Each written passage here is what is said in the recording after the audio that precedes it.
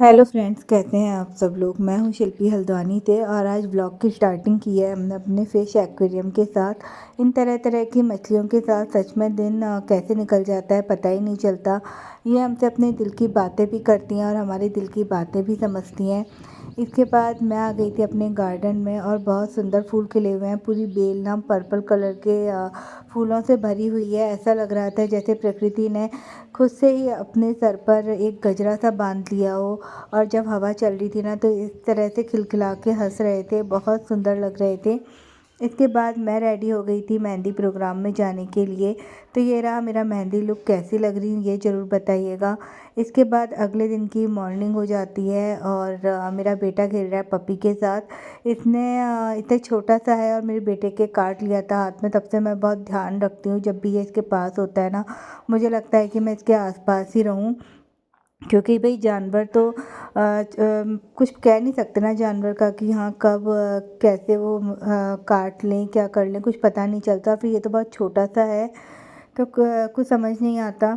कभी तो खेलता है, कभी कभी कुछ भी ना चीज़ें मुंह में डाल देता है। तो हाथ वगैरह जैसे मेरा बेटा इसके मुंह में देता है तो फिर वो काट भी सकता है। तो मुझे थोड़ा सा ध्यान रखना पड़ता है।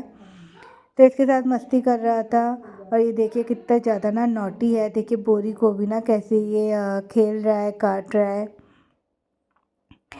तो बहुत शैतान है। तो अभी इसके ना इंजेक्शन भी नहीं लगे हैं, कोई वैक्सीन नहीं लगी है। तो इस वजह से भी इसका थोड़ा सा ध्यान रखना पड़ता है। इसके बाद मेरा बेटा खेल रहा था मिट्टी में, तो मैंने सोचा कि चलो इसकी भी वीडियो बनाई जाए। और ना वीडियो के साथ साथ हमारी एक मेमोरी जो है वो सेव हो जाती है। तो यहाँ पे मैं से पूछ रही थी कि कैसे खेल रहे हो, क्या कर रहे हो। अब मैंने कभी भी अपने बच्चों को मना नहीं करा कि मिट्टी में खेलने के लिए, क्योंकि मुझे लगता है कि मिट्टी में खेलने से बच्चे और ज़्यादा हेल्दी बनते हैं।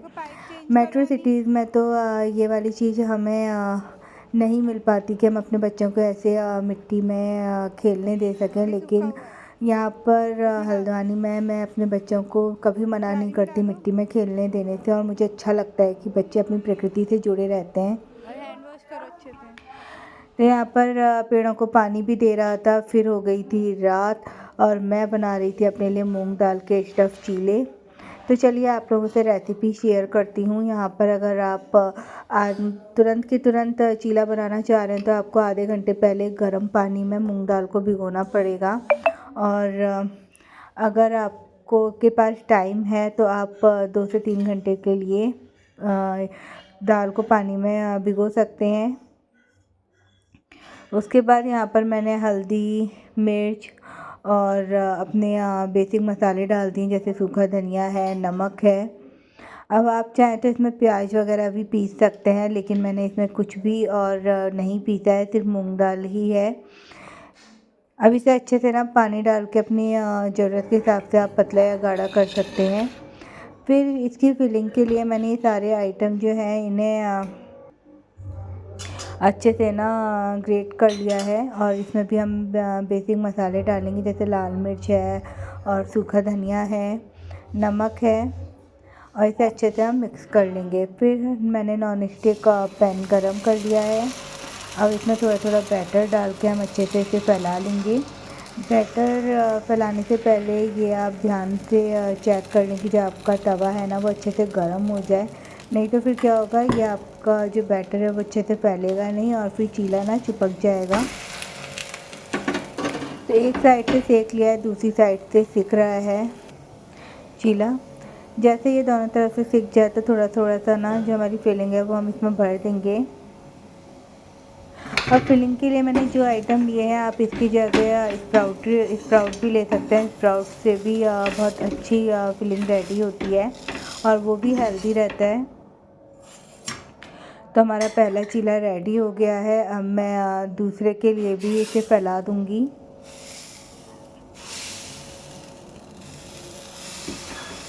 अब यहाँ पे मैंने खाली मूंग दाल ली है। आप इसमें थोड़ी सी मसूर की दाल भी ऐड कर सकते हैं या फिर धुली मूंग भी ऐड कर सकते हैं। साबुत मूंग की दाल को भी आप रात भर भिगोकर उसे सुबह मिक्सी में पीसकर उसके भी चीले बना सकते हैं, वो भी बहुत हेल्दी रहते हैं।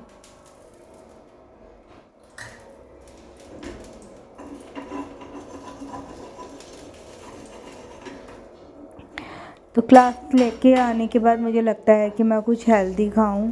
आजकल ना पराठे वगैरह खाने का मेरा बिल्कुल भी मन नहीं करता। कभी मैं वेज पोहा बना लेती हूँ, कभी वेज उपमा बना लेती हूँ, कभी वेज जबे बना लेती हूँ। तो मेरा मन आज चीले खाने का था, तो हेल्दी वेज में मैंने सोचा कि चलो मूंग दाल के स्टफ़ चीले बनाए जाएँ, जिसमें बहुत सारी सब्जियाँ हों। क्योंकि बेसन का चीला थोड़ा सा हैवी हो जाता है और मूंग दाल थोड़ी सही रहती है। तो यहाँ पर मैंने मूंग दाल का ना चीला बना लिया। अब मैं प्लेट लगा रही हूँ। एक प्लेट मैंने मम्मी के लिए लगा दी है, एक प्लेट मैं भाभी के लिए लगा रही हूँ। तो जल्दी हम उन्हें सर्व करते हैं और देखते हैं कि उन्हें कैसा लगता है चीला।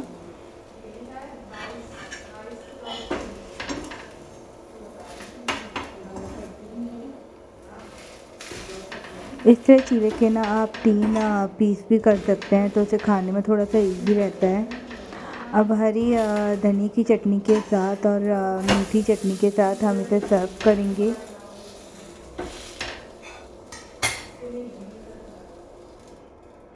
तो यहाँ पर मैं प्लेट लगा रही हूँ।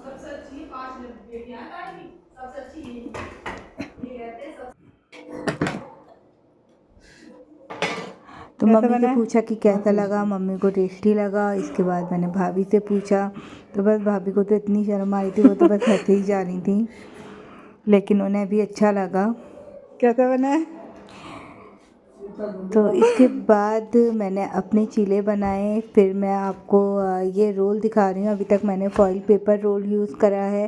फर्स्ट टाइम मैं लेकर आई हूँ पेपर रोल। ये मैंने बच्चों के अपने बेटे के टिफ़िन में लगाने के लिए लिया है, क्योंकि ना फॉइल पेपर के लिए सब लोग मना करते हैं कि वो सही नहीं रहता।